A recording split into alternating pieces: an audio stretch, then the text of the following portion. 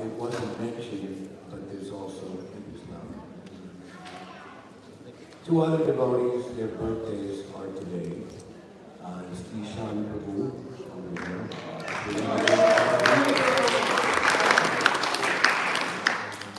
Previously, on the bench, Raya, who, along with her husband, and Bihari, who gave the class here last Sunday, have been supporting the Harinam practically the end. Hare Krishna, too loud, lower tone. Hare Krishna, lower tone a little more. Hare Krishna, Krishna, Hare. Since its inception in this time of the year in 2012. So, Srila Rupa Goswami, he has said that he wished he could have millions of tongues and millions of ears to hear and chant the glories of the holy name. So we will try our level best with the few minutes that we have to say something about the holy name, which will be taken from the most authorized and epic Sri Chaitanya Charitamrita of Srila Krishnadas Kaviraj Goswami, the empowered Shiksha disciple of one of the great Goswamis of Vrindavan, Srila Raghunath Das Goswami. It was completed in the early part of the 1600s, when Krishnadas Kaviraj Goswami was seemingly in very old age. So this is proclaimed to be, arguably, the greatest biography of Lord Chaitanya Mahaprabhu. And the section that we will look at is when Lord Chaitanya was telling the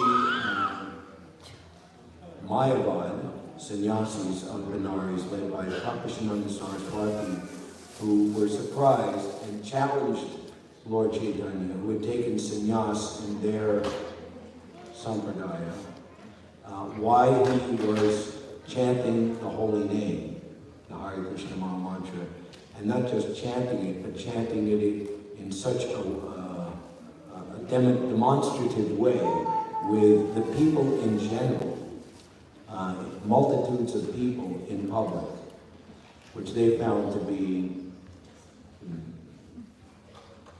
not the way that one who is in the renounced order of life, or one who is serious to cultivate knowledge of Brahman, the spirit, should conduct himself. This is such an important chapter or section of the Chaitanya Charitamrita that His Divine Grace Srila Prabhupada, whose primary mission, as inspired by his spiritual master, Srila Bhaktisiddhanta Saraswati Thakur, was to render the entire 18,000 verse Srimad Bhagavatam and all 12 cantos into English. So the children, there is a Sunday school or a place where they can play downstairs, and they would be happy there if they can't remain quiet here. This is more or less for children who've become adults, physically. Friends, Romans, and countrymen, lend their ears. Hare Krishna. That with just barely the third canto started in 1968, he stopped to write teachings of Lord Chaitanya, in which there are 5 primary chapters, of which this chapter, which he entitled, well, it was titled differently in the teachings of Lord Chaitanya, but here, the Chaitanya Charitamrita is called Lord Chaitanya in 5 features.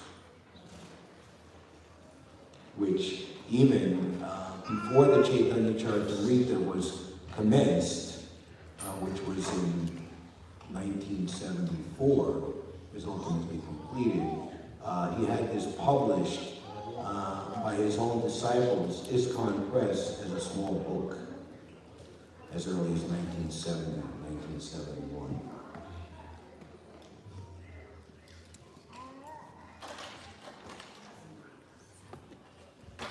So to their challenge, and said, why do you give up the study of Vedanta to simply chant and dance in the company of fools and fanatics?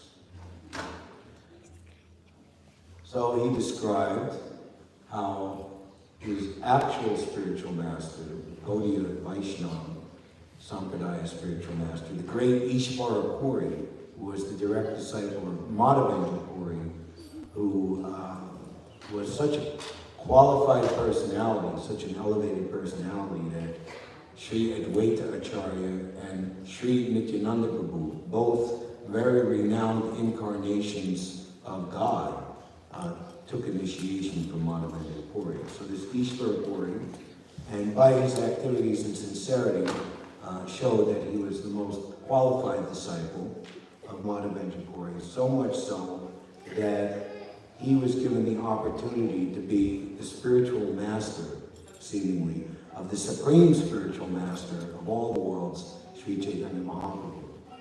So Ishvara Puri says to Lord Chaitanya, who's playing the part of a disciple, of who or how a proper disciple should think and conduct his activities and behave in this present age of Kali Yuga.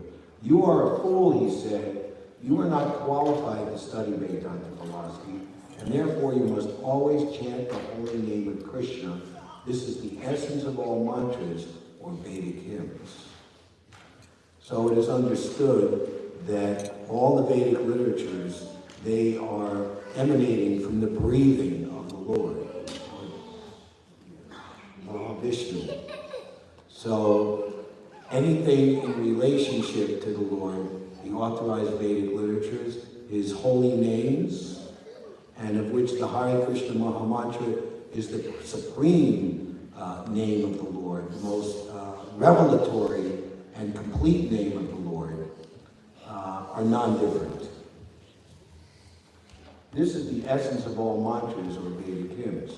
And Lord Chaitanya indeed teaches in his first verse of instruction, Vishishastakam, that chanting of the holy name, Vidya Vadu Jivanam, is the life and soul of all knowledge, of which transcendental knowledge is supreme, because it reveals everything. And the ultimate revelation, which includes all other knowledge, is revelation of one's Siddhadeha, one's eternal identity in relationship with the Lord. That's called Svarupa Siddhi. Svarup means form, and Siddhi means perfection. We are not these bodies, we're pure spirit soul, but what is the form of my spirit soul? There's no knowledge in any other religious or philosophical discipline that reveals this. This is why Lord Chaitanya, the movement of Gaudiya Vaishnavism, Krishna consciousness, is the complete revelation of knowledge. And for those who are most sincere and most highly evolved in their spiritual quest in this life and over many lifetimes, they alone have the right to take to Krishna consciousness with all determination and sincerity.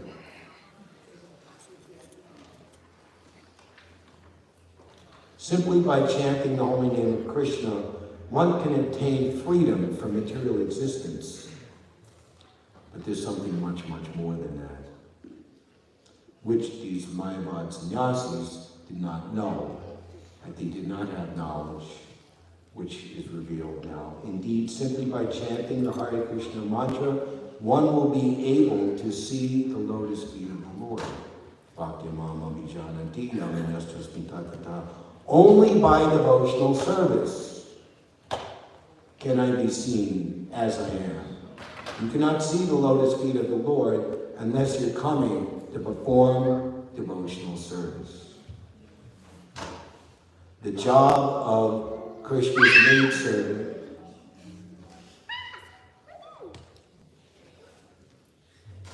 Maya, the material energy, is to see who has come to serve Krishna and who has come to disturb Krishna.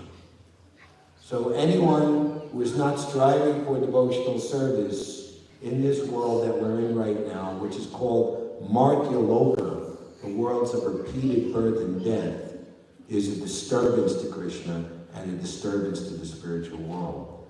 We see in this world, we always have to be on guard against disturbance, individually or collective disturbance, especially a city like New York.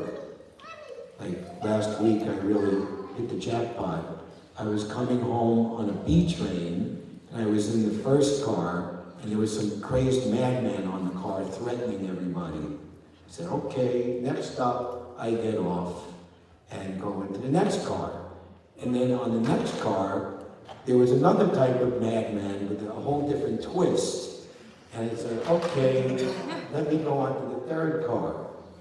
And then in the third car, there was someone who smelled so bad that the whole car was just like completely foul, and unless you just had a gas mask, you couldn't stay. So luckily at that time, at the next station, there was an F train right across the platform. So as I'm going on the F train, either I can get off at DeKalb or J Street and wait for the A or the C train. And everything is very, very nice. And then we get to Delancey Street and says there is no F train service while the police conduct an investigation to an unauthorized person on the tracks. How to get to Brooklyn? That's your problem, buddy. That was the announcement. So I kind of knew where I was, and I ran to Grand Street. And I got back on the B train, not the same one, that I had to come up in the first one.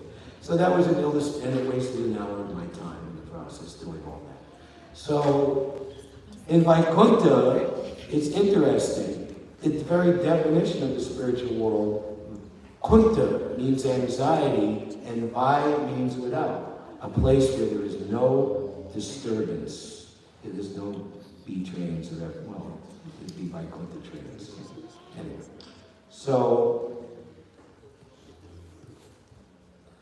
we have complete knowledge how to take the B train and the F train and to transfer and everything. I tell people, just like here we are talking, and when we're done talking, you're going to go your way, and I'm going to go my way, and we know how to get there, we know the route, and we're not in anxiety about it. So that knowledge of how to go back home, back to Godhead, how to transcend this world of repeated birth, death, disease, and old age, and how to achieve an eternal position in love of Godhead, experiencing Paramananda, the supreme transcendental happiness, that is the ultimate goal of life. And Lord Chaitanya teaches, and his direct disciples, the 6 Goswamis, have elaborated extensively, that can be divided into 3 categories: Sambandha, Abhideya, and Prayojan. Knowledge of one's eternal relationship with Krishna. And beyond that, no other religious or philosophical process has even a foot in the door on the next stage.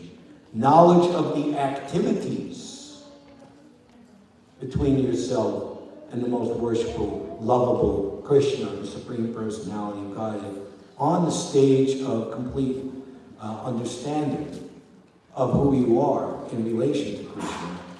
And by engaging in those activities, the activities in relation to Krishna are based on only one thing and ultimately yield one thing and one thing only: Prayojan, love of Godhead.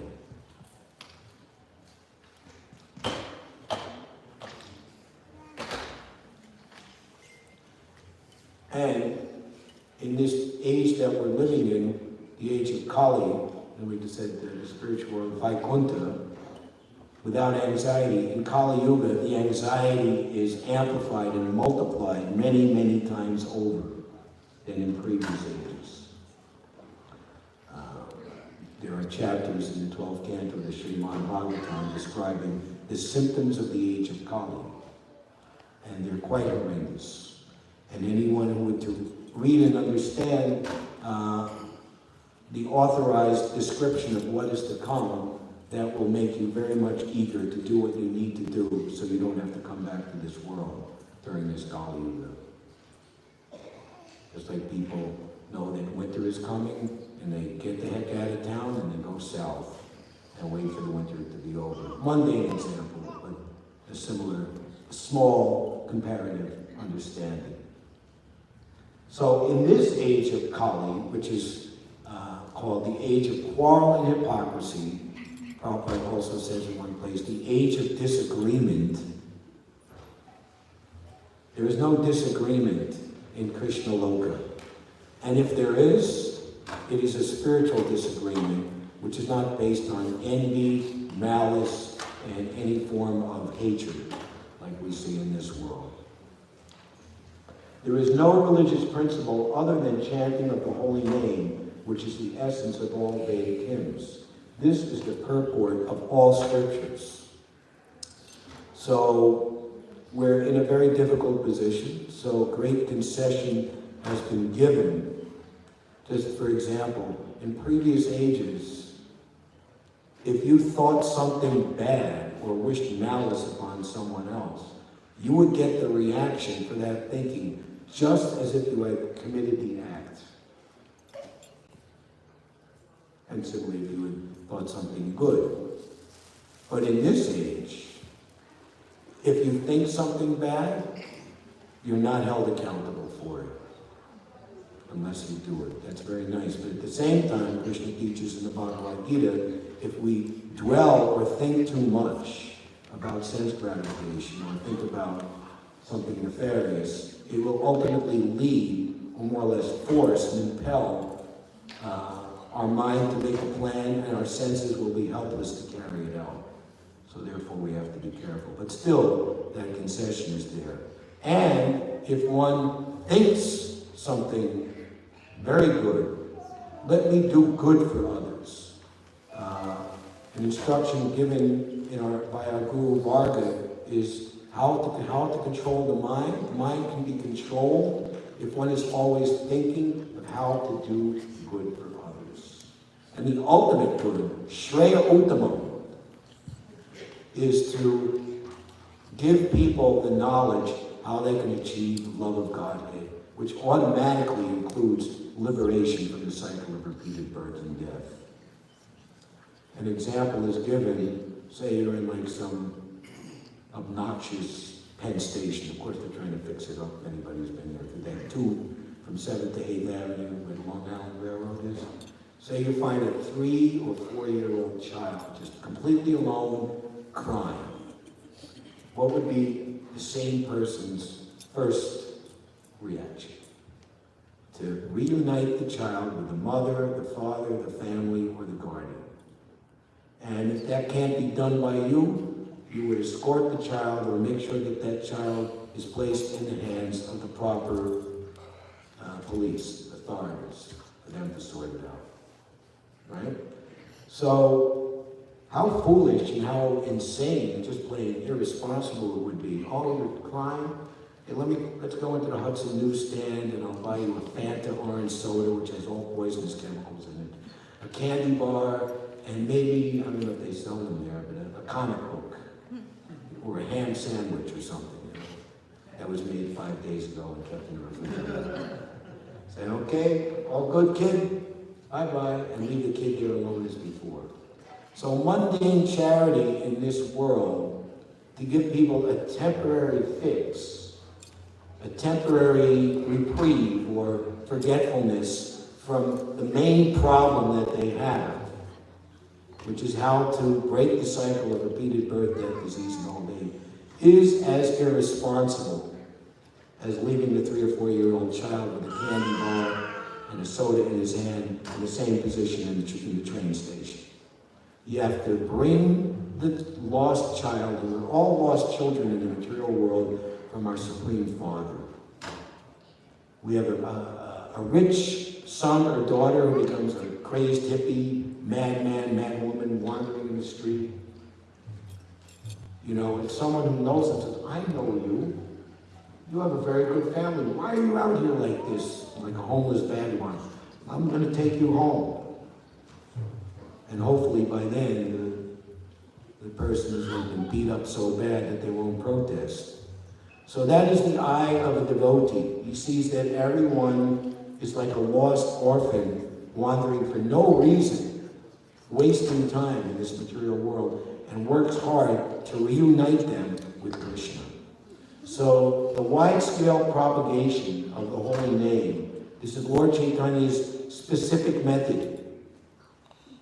Philosophy was for the classes, which Lord Chaitanya himself also championed. But chanting and distribution of the holy name is for the masses. Because Krishna is so merciful in the form of his holy name. Of course, Vidyavada Jivana, the topmost and most highly evolved devotional intellectual geniuses, they will prefer to spend their time chanting the holy name continuously as much as possible. Yet at the same time, that same holy name is for the rank beginners, and even more is for the offenders and the atheists and the agnostics and the blasphemers. Because the holy name is not different than Krishna. Krishna is the supreme power, the powerful. He's the power, and along with his internal potency, hooray, the power and the powerful combined. And no offense is taken by Krishna via the holy name by the people in general. If one goes forward to become, wants to begin regulated devotional service, yes, there are offenses to the holy name which must be avoided.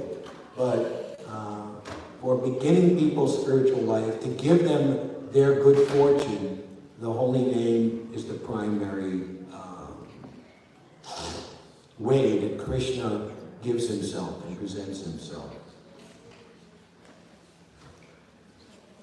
After describing the potency of the Hare Krishna Maha Mantra, my spiritual master taught me another verse, advising me to always keep it within my throat.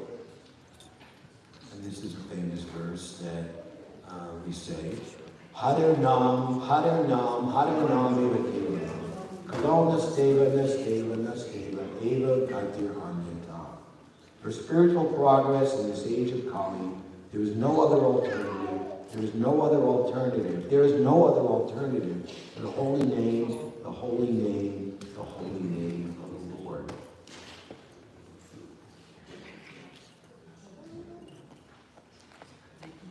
In this age of Kali, there are many faults, for people are subjected to many miserable conditions.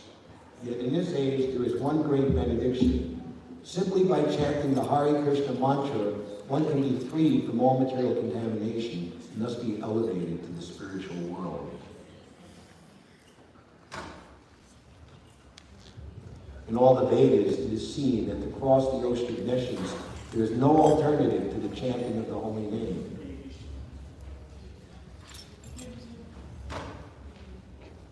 To chant the holy name of the Lord, one need not depend upon other paraphernalia. But one can immediately get all the desired results of linking with the Supreme Personality of Godhead.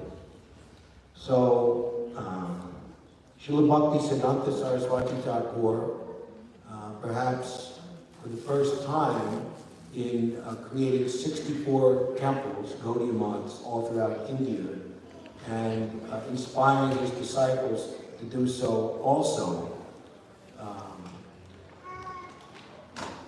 They have described, our spiritual predecessors, that the temples are places to give shelter for sincere, aspiring devotees, so they can live peacefully and practice regulative sadhana bhakti, so that they may become perfect in this life.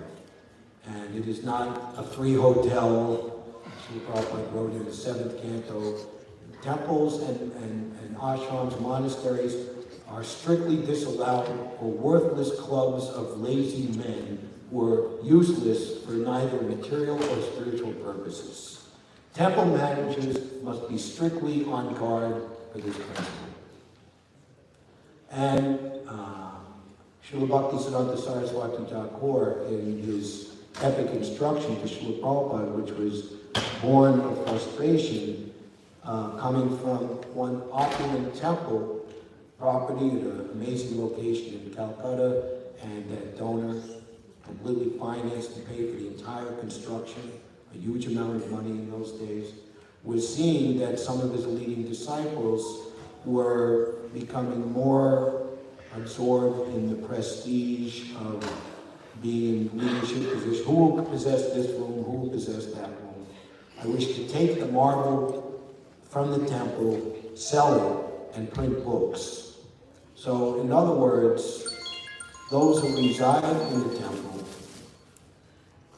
they are meant to be very much concerned, overwhelmingly in transcendental concern, or you can say transcendental anxiety, how to distribute Krishna consciousness to the people of that area. And Srila Bhaktisiddhanta, for the first time, unlike spiritual masters prior to him, didn't want his disciples to go off into seclusion to idyllic, bucolic places, but he wanted them in the most populated cities. With the Industrial Revolution and just so much activity from non-devotional leaders of society, cities became packed up. Everyone went to the city, especially after the British finally left India, and the immediate government of India was pushing for the rapid industrialization of India. Many people who were living in the villages came into the cities. We see that Lord Chaitanya, he would go village to village in his preaching, because that's the way people were living in those days.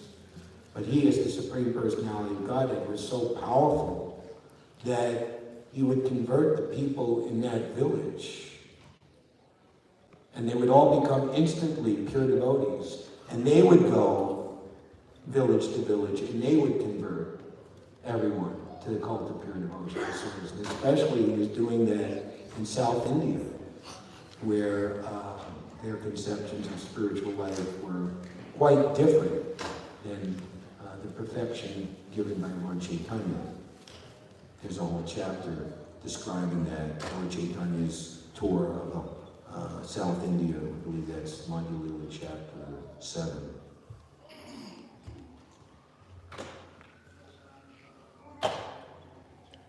So wherever the holy name of Krishna is chanted, that automatically becomes a temple of the holy name.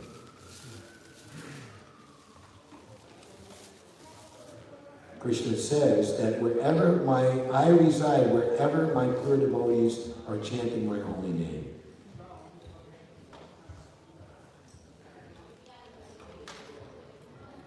In the place where the devotees are hearing and chanting with all purity and sincerity the holy name of the Lord, that place becomes a tirtharaj.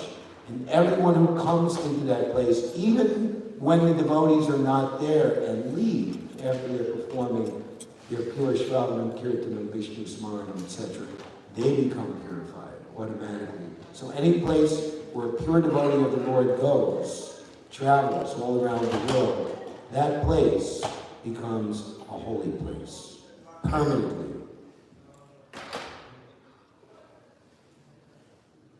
Need not depend on other paraphernalia. But one can immediately get all the desired results of linking with the Lord. Since I received this order from my spiritual master, I always chant the holy name, but I thought that by chanting the holy name, I had become bewildered. So now Lord Chaitanya is revealing to the Mayavadi sannyasis, who later he will begin a tumultuous kirtan after they are philosophically defeated by Lord Chaitanya, and they themselves will become ecstatic. They will actually experience for the first time in their lives what is love of Godhead. Prabhupada says in one place, no, it's actually Krishna Raskavi Raj Goswami. Lord Chaitanya's movement is so unique, wonderful, and attractive that it can it can interest all classes of men in the subject matter of love of Godhead.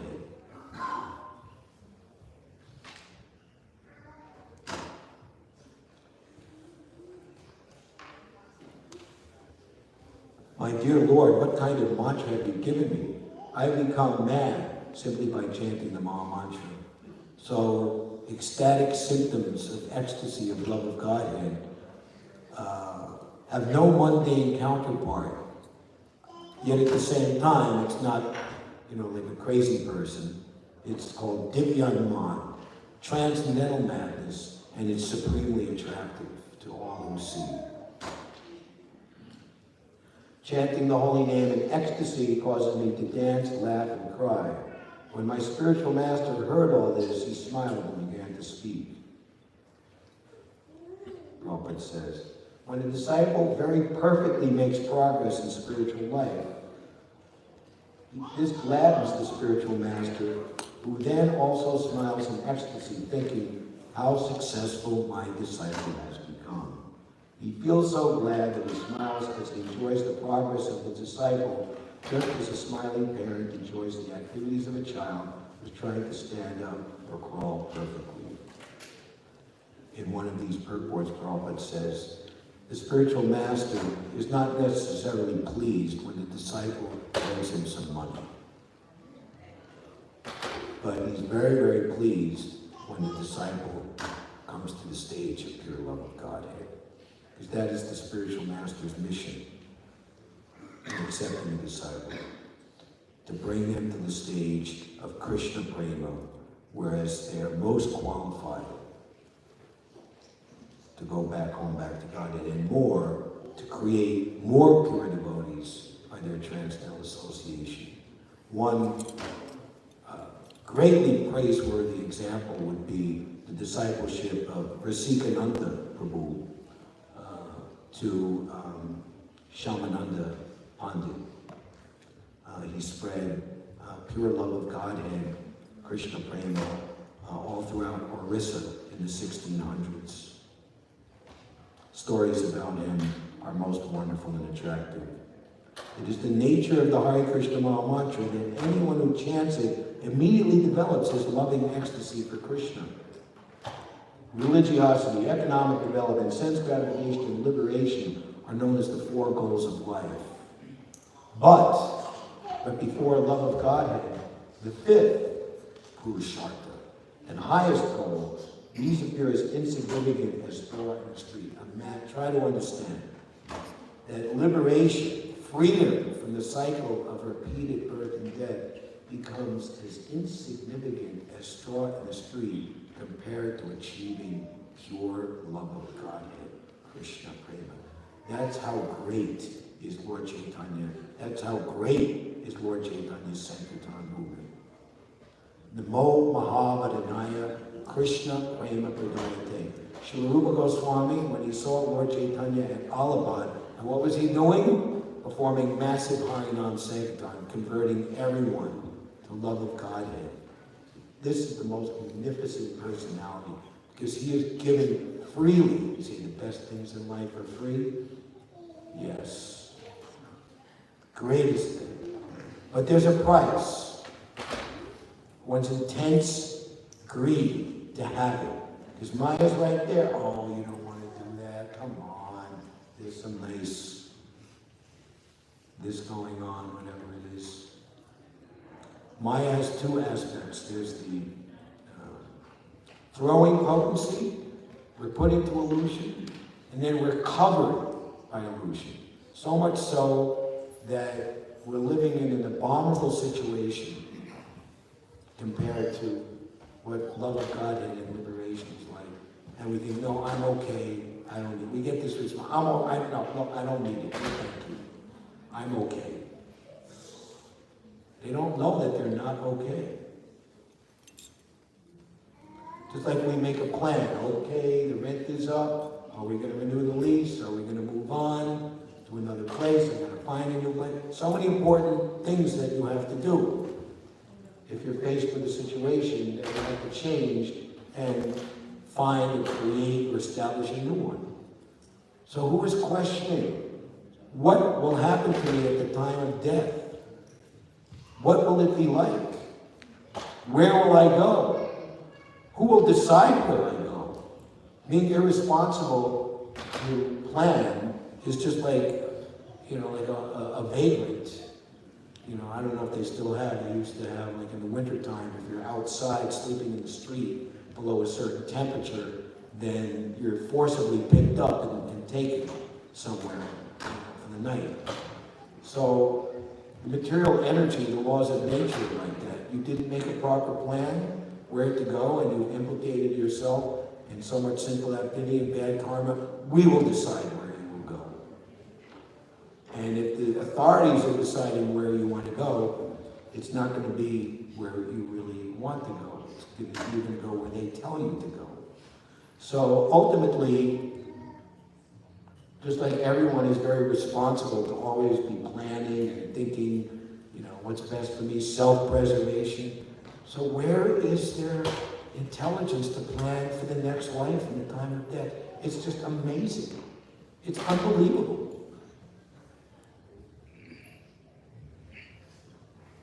So these appear as insignificant as straw in the street.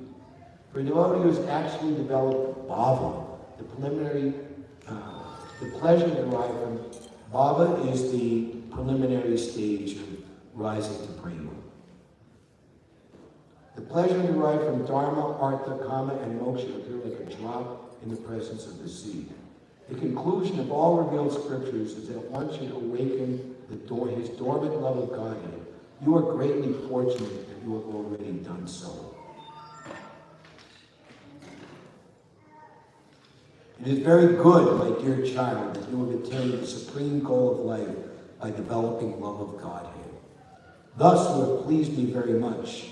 I am very much obliged to you.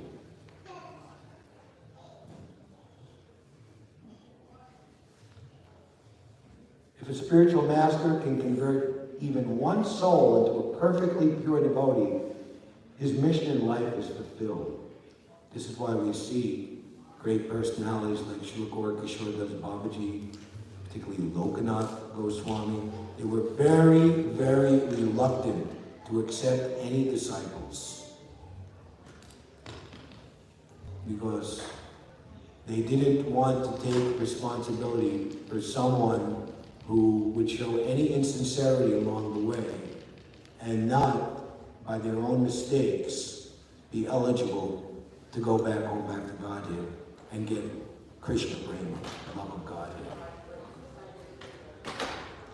And in the case of the disciples that they did accept, Om Vishnupada Paramahamsa, Srila Bhaktisiddhanta Saraswati Thakur, Srila Narottam Das Thakur, who was predicted by Lord Chaitanya, he would appear just at the time of his own departure and be his most qualified representative. They had to beg and beg and beg, practically to the point of being hopeless, to the point of contemplating ending their life unless they got the mercy and be accepted by these great spiritual masters. Thus, proving their sincerity and more or less conquering the spiritual master that I must accept this person as a disciple. So it's not just who is the qualified spiritual master we should be asking, but who or am I a qualified disciple? Srila Bhaktisiddhanta Saraswati Thakur always used to say, even at the expense of all the properties, temples, and monks that I have, if I can convert even one person into a pure devotee, my mission would be fulfilled. It is very difficult, however, to understand the science of Krishna, but to speak of developing love of Godhead. Therefore, if by the grace of Lord Chaitanya and the spiritual master, the disciple attains the standard of pure devotional service, the spiritual master is very happy. The spiritual master is not actually happy if the disciple brings him money, but when he sees that the disciple following the regular principles and advancing in spiritual life, he's very glad and feels obliged to such an advanced disciple. And in conclusion, my dear child, continue dancing, chanting, and performing Sankirtan in the association with devotees. Furthermore, go out and preach the value of chanting Krishna Nam, for by this process, you will be able to deliver all the fallen souls. So the spiritual master's ambition is not just that the disciples themselves practice devotional service, but to spread the Sankirtan movement to others in order to deliver them.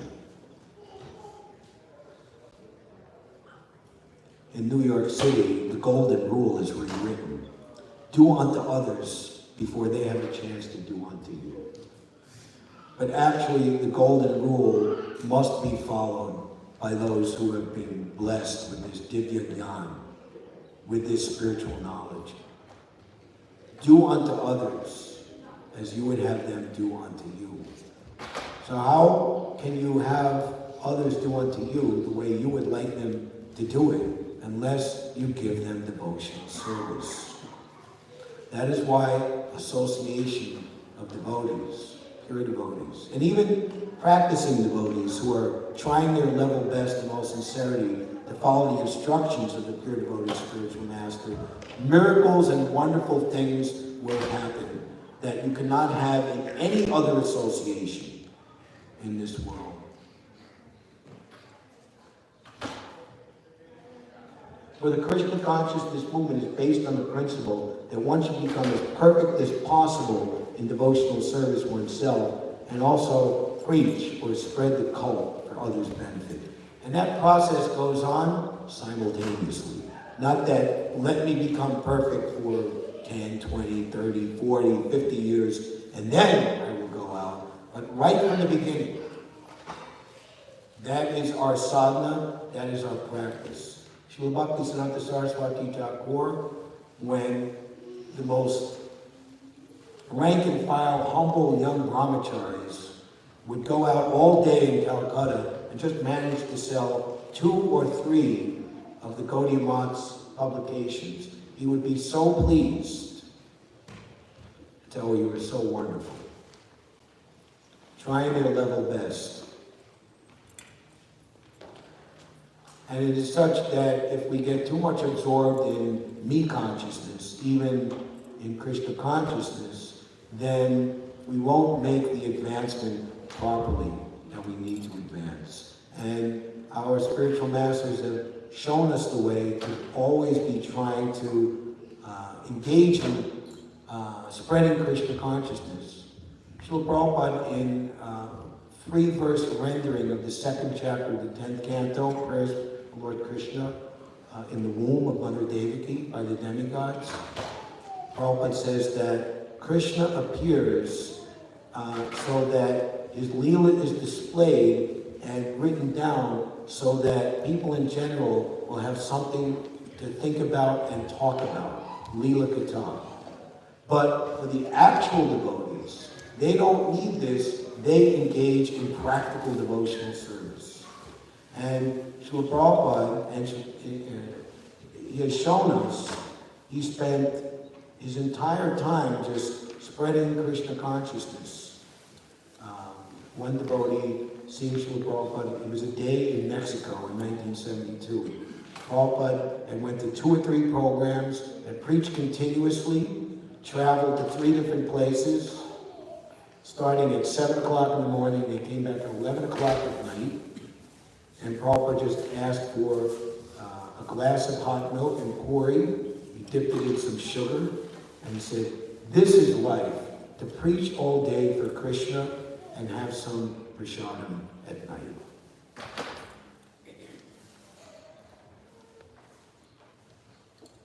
When Prahlad Maharaj was asked to take a benediction from Lord Nrsimhadev, my dear Lord, I have no problems and want no benediction from you because I'm quite satisfied to chant your holy name. This is sufficient for me because whenever I chant, I immediately merge in an ocean of transcendental bliss. I only lament to see others bereft of your love. They are rotting in material activities for transient material pleasure. So if you try, Krishna will give you the insight to see how people are suffering. Quite to the contrary, you say, oh, these people in New York City are so opulent, they're so beautiful, they're so intelligent, they have such mental and sensual dexterity. They're so cool. Oh, I wish I could be like them. Quite to the contrary.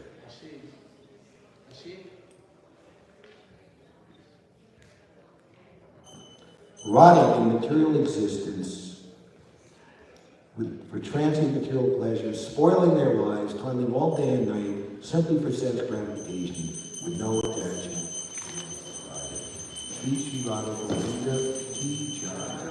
I'm simply lamenting for them and devising various means to deliver them from the clutches of Maya.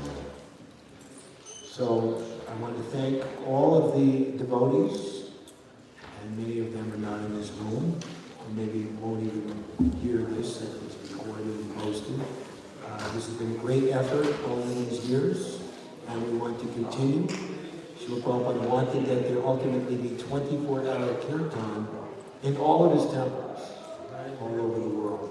So this is a place where Srila Prabhupada came. He targeted New York as the place where he could begin to try to fulfill the order of his spiritual master, to take the Krishna consciousness movement west. So this is a very miraculous place, New York City, not for mundane reasons. If you make it here, you make it anywhere, that all the non-devotees say. But Srila Prabhupada began the Krishna consciousness movement here. He lived here continuously for 15 months before going onwards, first to San Francisco and beyond. So there's great potency in this New York. And Sri Radha Govinda, they are the lords of this date, Sri Radha New York Ishwar, brought here from Jaipur by Srila Prabhupada himself, and they are overseeing Srila Prabhupada's continuous seva here in this very special place. Thank you all very much. Hare Krishna. All glories to Srila Prabhupada. Sri Sri Hare Krishna.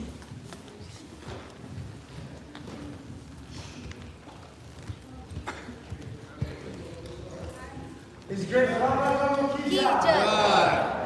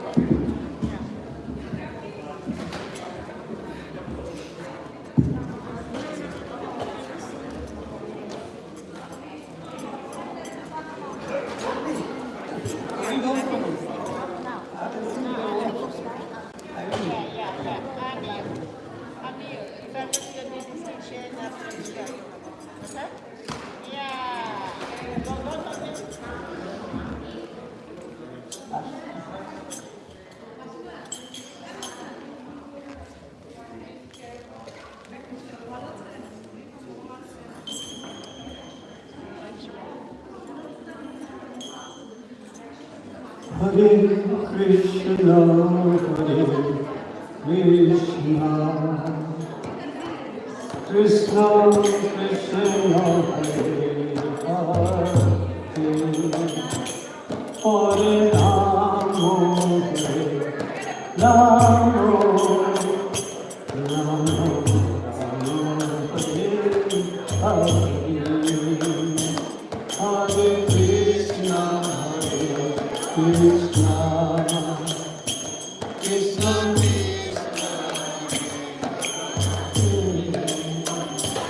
Hare Rama, Hare Rama, Rama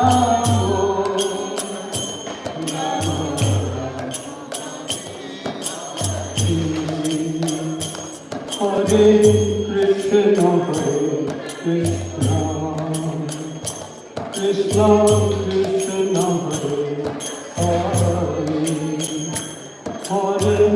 Rama, Hare Rama, Rama Rama, Hare Hare.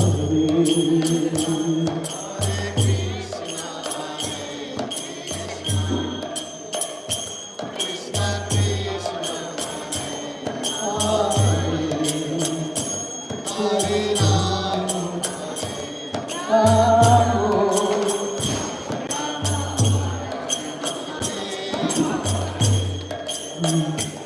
Hare Krishna, Krishna Krishna Krishna, Hare Hare Rama, Rama Rama Rama,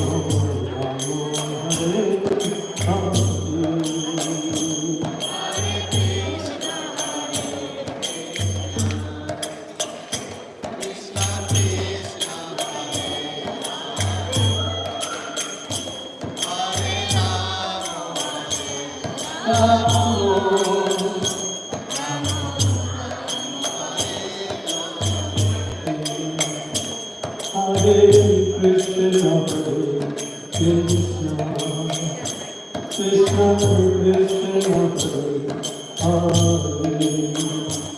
Hare Rama, Rama Rama Rama, Hare Hare.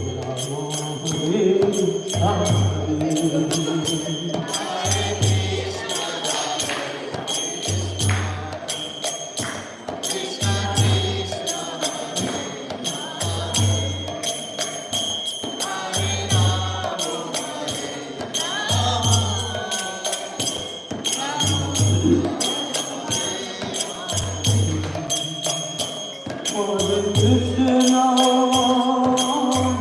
Hare Krishna, Krishna Krishna, Hare Hare, Hare Rama, Hare Rama, Rama Rama, Hare Hare, Hare Krishna,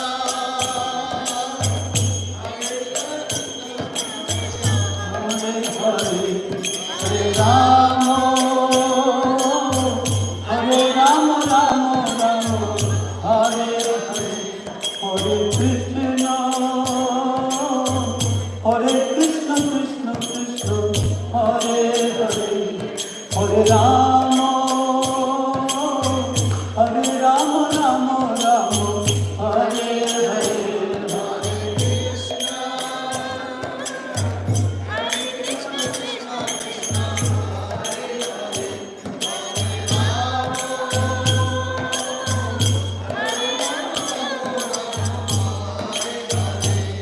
Hare Krishna, Hare Krishna, Krishna Krishna, Hare Hare, Hare Rama, Hare Rama, Rama Rama, Hare Hare, Hare Krishna, Hare Krishna, Krishna Krishna, Hare Hare, Hare Rama,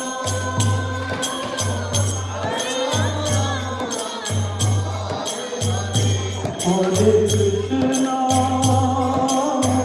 Hare Krishna, Krishna Krishna, Hare Hare, Hare Rama, Hare Rama, Rama Rama, Hare Hare, Hare Krishna,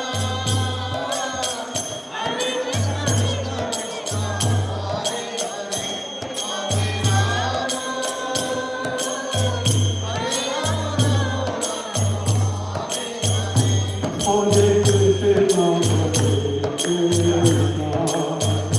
Krishna Krishna, Hare Hare, Hare Rama, Hare Krishna, Krishna Krishna, Hare Hare, Hare Rama, Rama Rama, Hare Hare, Hare Krishna,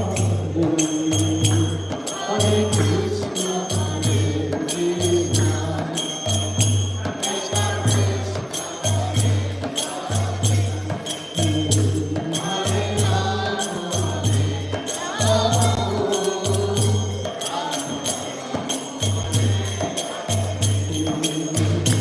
Hare Krishna, Krishna Krishna, Hare Rama, Rama Rama, Hare